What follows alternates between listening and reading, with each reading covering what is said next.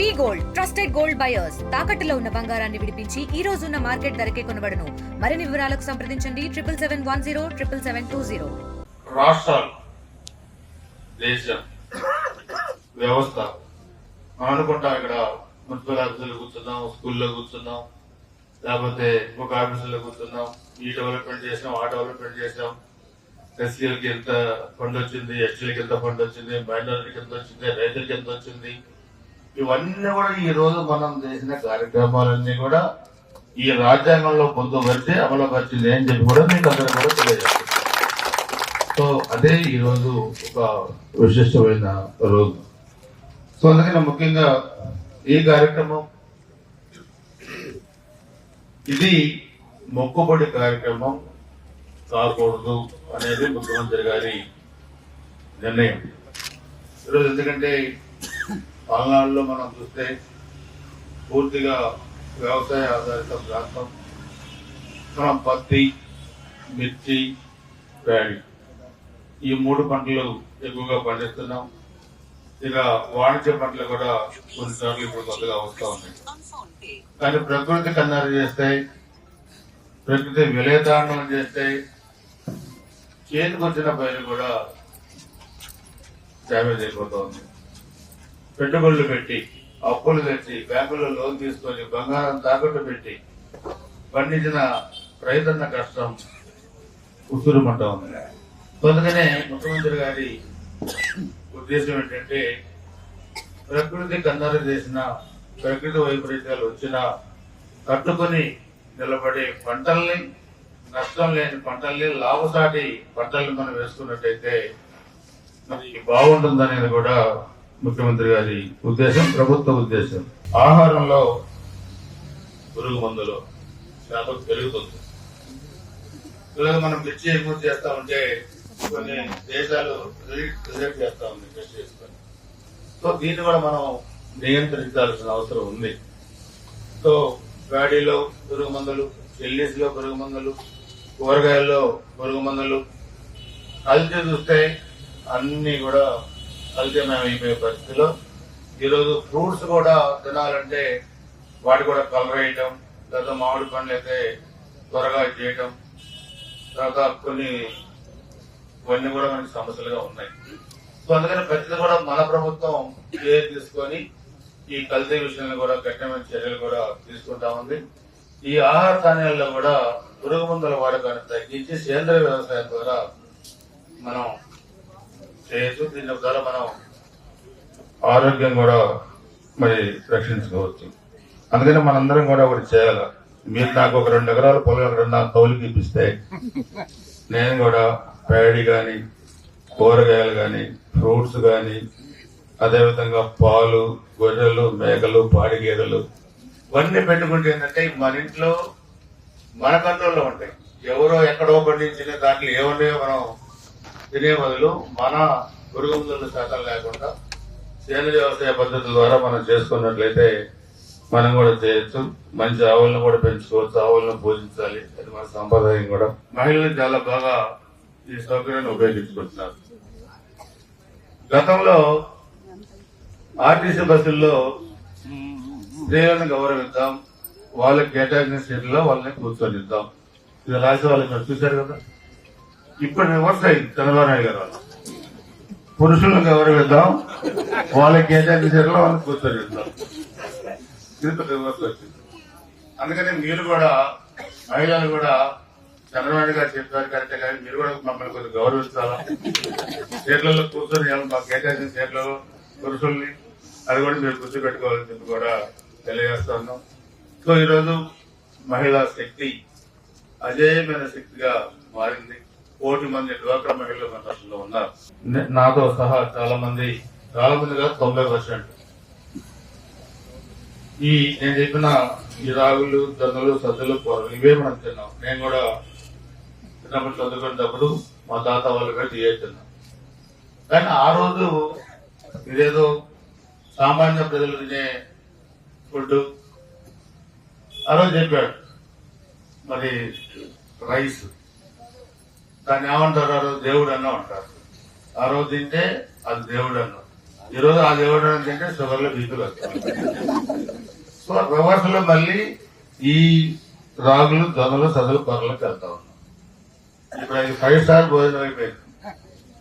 ఇదంతా గ్రామాల్లో భోజనం కాదు, అన్ని మిల్లెట్స్ ఇవి 5 స్టార్ భోజనం అయిపోయింది. వీటికి డిమాండ్ పెరిగింది. అంటే ఒక ప్రభుత్వమైన నమ్మకం, ఒక విజనరీ ముఖ్యమంత్రి 4వసారి ముఖ్యమంత్రిగా ఉన్న వ్యక్తి మీద నమ్మకం వల్ల ఆయన పెట్టుబడి. మన పిల్లలందరూ కూడా దేశ విదేశాలు ఇతర రాష్ట్రాలు లేకుండా ఉద్యోగాలన్నీ కూడా వచ్చినాయి. దాంట్లో ఒక గూగులే 1,40,000 కోట్లు. అంటే ఎందుకు ఈ పరిశ్రమలన్నీ? ఏ పరిశ్రమ వచ్చినా మన పిల్లలకి ఉద్యోగాలు. ముందు మన పిల్లలు ఉద్యోగాలు రావాలంటే మన పిల్లలు చదువుకోవాలంటే అందరం కూడా వ్యవసాయంలో ఉన్న కుటుంబాలు. నేను ఫస్ట్ 94లో ఎమ్మెల్యే అయినప్పుడు పిల్లలందరినీ ఎక్కువ మంది చదివించుకోకుండా వ్యవసాయం తీసుకెళ్లేవారు. తర్వాత చంద్రబాబు గారు చేపట్టిన సంవత్సరాలు మెడికల్ కాలేజీలన్నా చెన్నై బెంగళూరు వెళ్ళాలా, ఇంజనీరింగ్ కాలేజీలన్నా చెన్నై బెంగళూరు వెళ్ళాలా. ఆయన 90 ముఖ్యమంత్రి అయిన తర్వాత కాలేజీలో మన రాష్ట్రంలో పెట్టడం ద్వారా అందరు ఇక్కడే చదువుకొని దేశ విదేశాల్లో జాబులకు వెళ్ళారు. సో వ్యవసాయ కుటుంబంలో మన పిల్లలను బాగా చదివించుకుంటే ఇప్పుడు వచ్చే పరిశ్రమల్లో మనకు జాబులు వస్తాయి. కానీ చదివించాల్సింది ఎవరు? ఈ వ్యవసాయ కుటుంబంలో రాత్రి గౌళ్ళు కష్టపడి తల్లిదండ్రులు పిల్లల్ని చదివిస్తేనే అక్కడ జాబులని చెప్తున్నా. సో ఇక్కడ కష్టం ఎవరిది? రైతు అన్నది. ఇక్కడ కష్టం ఎవరిది? వ్యవసాయం పండిస్తే మిగిలిన డబ్బులతోని స్కూల్ ఫీజులు కట్టి కాలేజీ ఫీజులు కట్టి మనం పిల్లల్ని చదివించుకుంటున్నాం. అందుకనే పరిశ్రమ రావాలన్నా పిల్లలు చదువుకోవాలన్నా వెన్నెముక లాంటి రైతు బాగుండాలన్నది ముఖ్యమంత్రి గారు సంకల్పం అని చెప్పి కూడా ఫుడ్ ప్రాసెసింగ్ యూనిట్స్ కానీ ప్రభుత్వం నుంచి మద్దతు, పాట రైతులకి అదేవిధంగా అండ, మరి పెట్టుబడులు, పరిశ్రమలు, సంక్షోభం నుంచి సంక్షేమం. 1924 సంక్షోభం, 24 తర్వాత సంక్షేమం. ఆర్థికంగా దివాలా తీసిన రాష్ట్రం, దివాలా తీర్చిన ఆనాటి ప్రభుత్వాలు, రోజుకు స్కామ్లు ఎదుర్కొని జైలుకి వెళ్ళటం, ఇవన్నీ కూడా మనం చూస్తున్నాం. ఈరోజు ఎన్నికలకు ముందు ఇచ్చిన హామీలు, సూపర్ 6 హామీలు కొత్త ఆలోచనలు పంచుకుంటూ మార్పులకు నాంది పలికింది మన ప్రభుత్వం. సూపర్ 6లో మనం చూస్తే ఈ 15 నెలల కాలంలో తల్లికి వందనం, ఎంతమంది పిల్లలు చదువుకుంటే అంతమంది పిల్లలకి 15,000 డబ్బులు ఇచ్చాం. అదేవిధంగా దీపం 2 పథకంలో గ్యాస్ సిలిండర్లు ఇచ్చాం. ఎన్టీఆర్ భరోసా పెన్షన్లు అయితే 14లో చంద్రబాబు నాయుడు గారు ముఖ్యమంత్రి 200 రూపాయలు పెన్షన్, అది మా 2,000 చేశాం. తర్వాత మొన్న ఎన్నికలప్పుడు 4,000, 6,000, 10,000, 15,000 ఇవన్నీ కూడా మనం చేశాం. 20 లక్షల మందికి ఉద్యోగాలు, డిఎస్సి, అన్నదాత సుఖీభవ కార్యక్రమం, నాటు కోళ్లు, ఇవి మన ఇక్కడ కిసాన్ మేళా పెట్టాం. కిసాన్ మేళా పెడితే గాజుపల్లి మార్కెట్ యార్డ్లో రాష్ట్రంలో ఎవరు పెట్టలేదు. ఒక రాష్ట్ర ప్రభుత్వం నిర్వహించిన విధంగా మరి అగ్రికల్చర్, హార్టికల్చర్, అదేవిధంగా మరి మిగతా అన్ని డిపార్ట్మెంట్స్ కూడా డైరీ డెవలప్మెంట్ కానీ అన్ని పౌల్ట్రీ కానీ అన్ని డిపార్ట్మెంట్లు వచ్చాయి. సో దాంట్లో శాస్త్రజ్ఞులు కూడా వచ్చారు, అధునాతన వ్యవసాయ పద్ధతులు చెప్పారు. ఇవన్నీ కూడా మనం ఇంకా ముందు వాటిని తీసుకెళ్లాల్సిన అవసరం ఉంది. సో అందుకనే వ్యవసాయ పరంగా మన నియోజకవర్గాన్ని అన్ని విధాలుగా ముందుకు తీసుకెళ్లేదానికి మనం ప్రణాళికలు రూపొందించుకుంటున్నాం. నేను చాలా మీటింగ్లు కూడా చెప్పాను. ఇక్కడ పులకలూరు, హనుమకొండ జిల్లాలో తెలంగాణలో ఒక విలేజ్ ఉంది. ఇక్కడ వ్యవసాయం ఎలా చేస్తారు, వ్యవసాయ వ్యవసాయం ఎలా ఉంటుంది, డబ్బులు ఏ విధంగా మిగులుతాయి, కొన్ని బ్యాంకులు ఏ విధంగా మరి ఉంచుకొని వాటిని గ్రామాభివృద్ధికి ఏ విధంగా ఉపయోగించుకుంటారు. వాళ్ళు జూనియర్ కాలేజీలు కట్టుకున్నారు, స్కూల్స్ ఉన్నాయి, హాస్పిటల్ ఉన్నాయి, డ్రింకింగ్ వాటర్ ప్రాజెక్టులు ఉన్నాయి, రోడ్లు, చదువుకునే పిల్లలకి డబ్బులు ఇచ్చి చదివిస్తారు, స్కాలర్షిప్లు ఇస్తారు.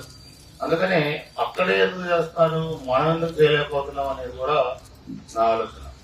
అందుకని మన నియోజకవర్గంలో కొంతమంది బాగా వ్యవసాయం చేసే రైతుల్ని నేను కూడా వస్తాను, అధికారులు వస్తారు, అక్కడ తెలంగాణ గవర్నమెంట్ తో మాట్లాడి ఆ విలేజ్కి వెళ్లి వాళ్ళ పద్ధతులు ఏ విధంగా ఉన్నాయో చూసుకొని ముందు మండలానికి ఒక గ్రామాన్ని మనం ఆ విధంగా చేయగలిగితే మనం కూడా నూతన వ్యవసాయ పద్ధతుల్లో ముందుకు తీసుకెళ్లి మనం కూడా వాళ్ళ ఆస్తుల విలువ ఆ గ్రామంలో 350 కోట్లు ఉన్నాయి.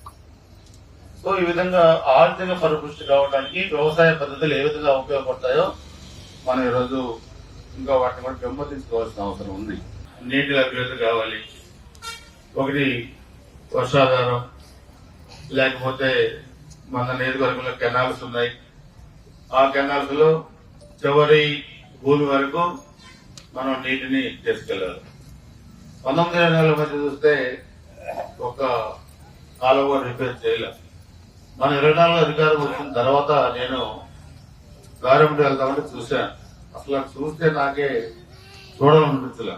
ఎందుకు ఇలా తయారు చేశారు ఈ సంవత్సరాలని గ్రాంట్లు లేకపోయినా మన వాళ్ళందరితో కమిటీ చేసి అన్ని మేజర్లు కూడా ఫేజ్ 1 లో రిపేర్ చేయించాం, మరలా ఫేజ్ 2 లో రిపేర్ చేయించాం, మరలా ఫేజ్ 3 లో కూడా నిధులు తీసుకొచ్చి పూర్తిగా ఇబ్బంది లేకుండా కూడా మనం చేస్తా ఉన్నాం.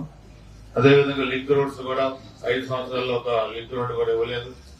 ఇప్పుడు కూడా లింక్ రోడ్స్ కొన్ని ఇచ్చాం, కొన్ని శాంక్షన్ చేసిన జడ్పీలు. ఇప్పుడు మార్కెట్ యార్డ్లో కూడా అడుగుతా ఉన్నాం. ఈ 2 మార్కెట్ యార్డ్లు పిడిగురాల గుజరాలు చూస్తే ఒక 10 కోట్ల రూపాయలతో మనం తెచ్చుకుంటే మొత్తం లింక్ రోడ్లు కూడా అయిపోతాయి. తొందర నబార్డ్ నుంచి కూడా కొన్ని లింక్ రోడ్లలో తార్ రోడ్లు కూడా వేయాలి.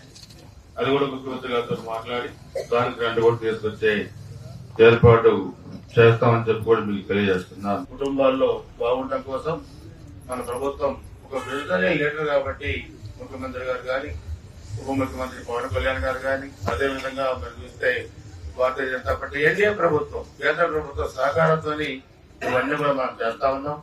ఇవన్నీ కూడా చేయాలంటే ముందు లా అండ్ ఆర్డర్ కంట్రోల్లో ఉండాలి, శాంతి భద్రతలు కంట్రోల్లో ఉండాలి.